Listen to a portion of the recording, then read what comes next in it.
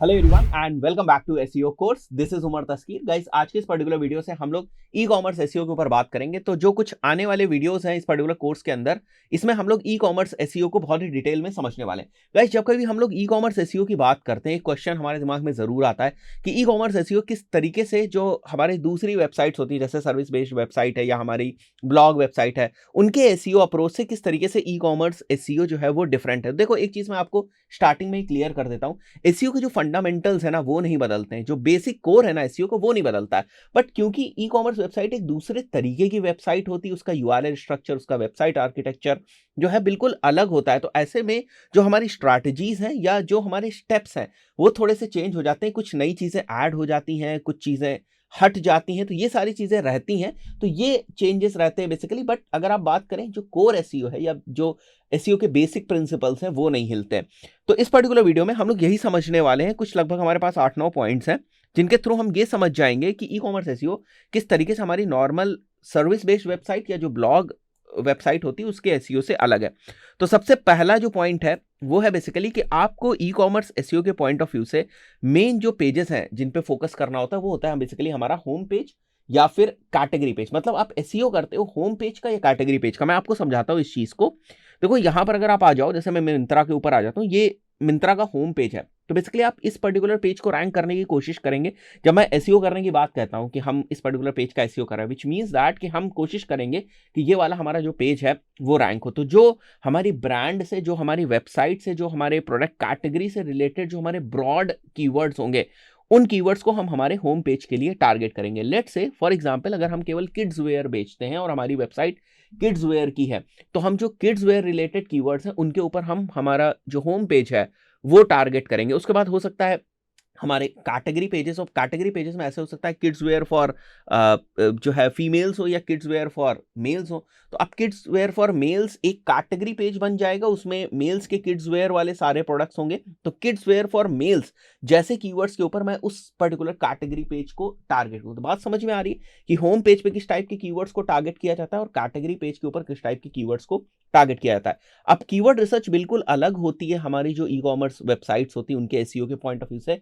तो keyword research का e commerce website के बेसिस पे बिल्कुल अलग वीडियो आने वाला है। बहुत सारी चीजें हम लोग, ये जो 8-10 वीडियोस आएंगे ई कॉमर्स रिलेटेड, उसमें हम लोग सीखने वाले। बट यहाँ पर मैं आपको मोटा माटी जो डिफरेंस है, जिससे आपको एक क्लियरिटी हो जाए, स्टार्टिंग में ही आपका बेस मजबूत हो जाए, आपको समझ में आ जाए कि ई कॉमर्स एसईओ में जो अप्रोच होती है वो किस तरीके की रहती है। फाइन। तो ये हमारा होम पेज हो गया। उसी तरीके से मैं किड्स में जाता हूँ, किड्स में मैं यहाँ बॉयज क्लोथिंग में जाता हूँ, टी शर्ट्स पे जाता हूँ मैं।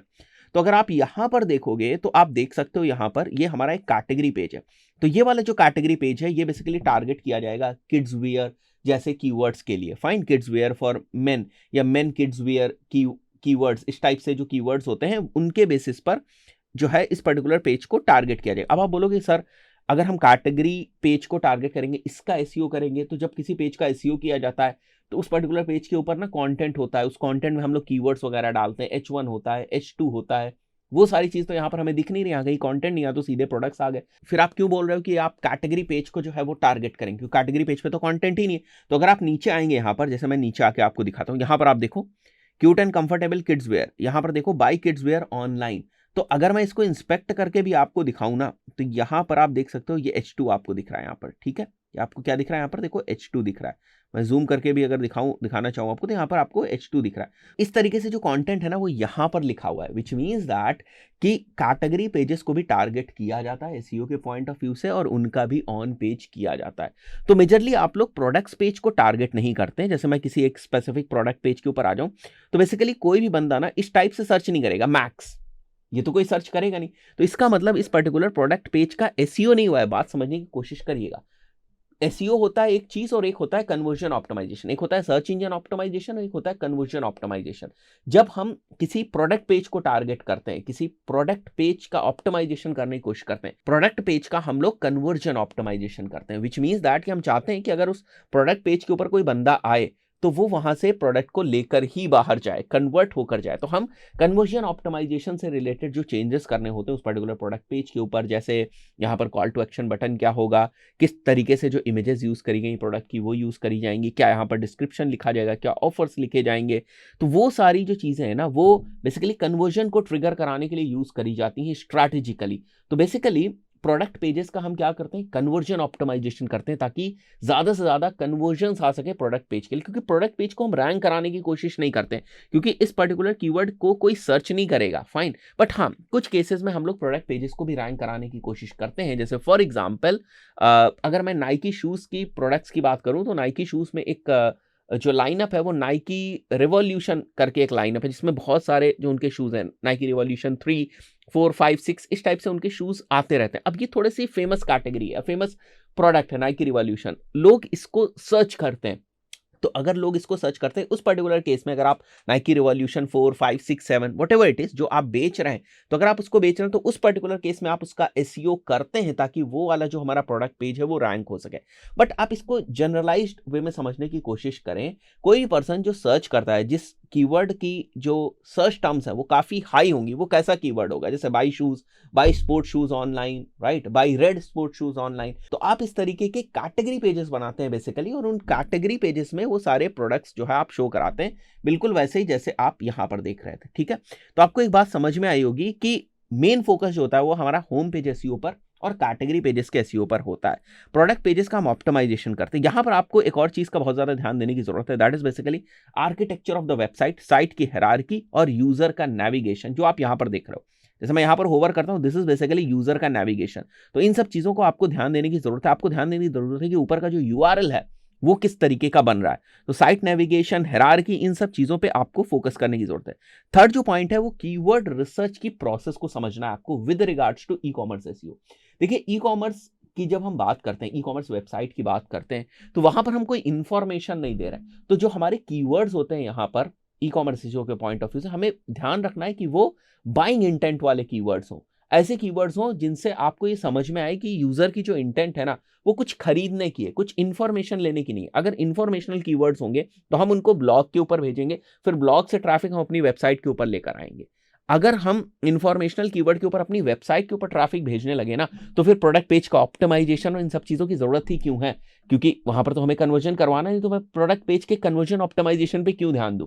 तो इंफॉर्मेशनल कीवर्ड्स कभी भी टारगेट नहीं किए जाते हैं कैटेगरी पेज के ऊपर या होम पेज के ऊपर। अगर आपको इंफॉर्मेशनल कीवर्ड्स दिख रहे हैं इस टाइप की कि हमारी निश में, हमारी कैटेगरी में बहुत सारे इंफॉर्मेशनल कीवर्ड्स हैं, बहुत सारे लॉन्ग टेल कीवर्ड्स हैं, तो उनके लिए आप सेपरेट तरीके से, अच्छे तरीके से आप ब्लॉग की प्रॉपर स्ट्रैटेजी बनाएं, ब्लॉग के टॉपिक से रिसर्च करें, उनके ऊपर लिखें और फिर वहां से ट्रैफिक जो है वो आप अपने डोमेन के ऊपर यानी मेन वेबसाइट के ऊपर लाने की कोशिश करें, फाइन।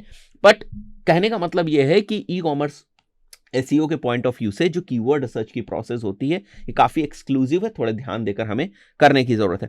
उसके बाद अगर मैं फोर्थ पॉइंट पे आऊं तो यहां पर यूजीसी कंटेंट जो है वो मैटर करता है। यूजीसी कंटेंट का मतलब ये हो गया रिव्यूज हो गए, टेस्टिमोनियल्स हो गए, रिव्यूज के साथ जो इमेजेस लगती हैं, रेटिंग्स हो गए, ये सारी जो चीजें हैं दीज आर यूजीसी कंटेंट। ये सारी चीजें मैटर करती हैं, जो कि बेसिकली आपकी नॉर्मल वेबसाइट में नहीं होती। अगर आपका सर्विस पेज है कोई या आपकी सर्विस वेबसाइट है कोई, लेट्स से अगर आप जो है कोई सर्विसेज प्रोवाइड करते, लेट्स से आप डिजिटल मार्केटिंग की सर्विसेज प्रोवाइड करते हैं, वहां पर बेसिकली आप देखते हो यूजीसी कंटेंट उतना ज्यादा नहीं होता, वो नॉर्मल सर्विस पेज होता है आपका। बट वहीं पर जब मैं बात करता हूँ ई कॉमर्स की, तो वहां पर यूजीसी कंटेंट मैटर करता है और ये एक फैक्टर है बेसिकली कन्वर्जन ऑप्टिमाइजेशन के पॉइंट ऑफ व्यू से, तो उसके पॉइंट ऑफ व्यू से काफी इंपॉर्टेंट चीज है। तो जो मैं प्रोडक्ट पेज के रेफरेंस में जब मैं बात करूंगा तब आपको समझ में आएगा। उसके बाद जो फिफ्थ पॉइंट है वो रिलेटेड है specific guidelines are there for quality raters in quality rater document for e commerce SEO. Guys आपको पता होगा एक क्वालिटी रेटर डॉक्यूमेंट है जो बेसिकली गूगल ने एसईओ पर्सन्स के लिए नहीं बनाया, क्वालिटी रेटर्स के लिए बनाया, कि अगर आप किसी वेबसाइट को ऑडिट कर रहे हो, क्वालिटी रेटर्स जो होते हैं, अगर आप किसी वेबसाइट को ऑडिट कर रहे हो तो आप इन पॉइंट्स को कंसिडर करो एसईओ के पॉइंट ऑफ व्यू से। तो वो हमारे लिए नहीं। तो अगर गूगल क्वालिटी रेटर्स को कोई गाइडलाइन दे रहा है कि आपको जो वेबसाइट को ऑडिट करना है, आपको जो वेबसाइट को देखना है, वो आप इस डॉक्यूमेंट से फॉलो करेंगे, तो बेसिकली जब वो क्वालिटी रेटर को कोई गाइडलाइन दे रहा है तो वो हमारे लिए भी तो इंपॉर्टेंट है कि एज अ वेबसाइट ओनर हम भी समझ सकें कि गूगल किस तरीके से ऑडिट करवाता है क्वालिटी रेटर्स से, फाइन। तो वो हमें भी हेल्प करेगा।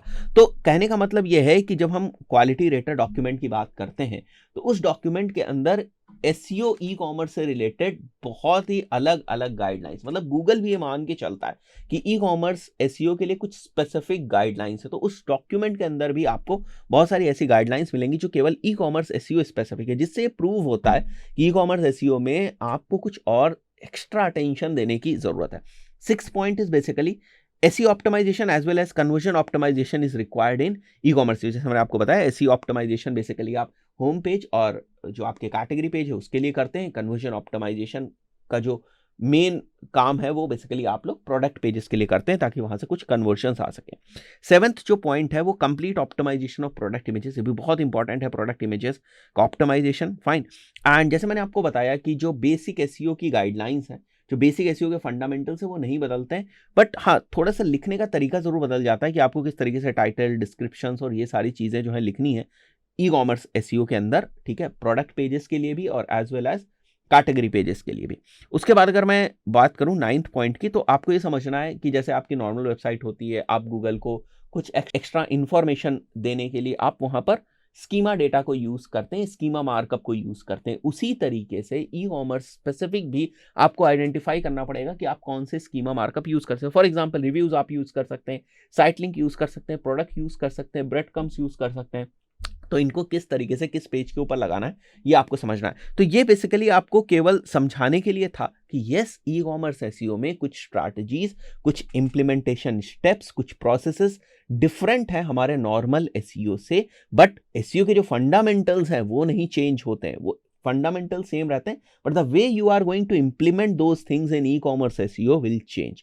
तो आई बिलीव अभी आपको ये बात समझ में आ गई होगी कि yes, e commerce SEO implementation is little different than normal website का जो हम लोग एसईओ करते हैं, और काफी डिटेल में आगे वाले वीडियोस में हम लोग एक एक करके सारी चीजों को समझने वाले हैं। टाइटल, डिस्क्रिप्शंस जो है वो किस तरीके से आप लगाएंगे अपनी वेबसाइट के ऊपर, स्कीमा मार्कअप किस तरीके से सेटअप करेंगे, बहुत सारी चीजें हम लोग कवर करने वाले हैं। इस पर्टिकुलर वीडियो में इतना ही, मिलते हैं नेक्स्ट वीडियो में। Till then, good bye.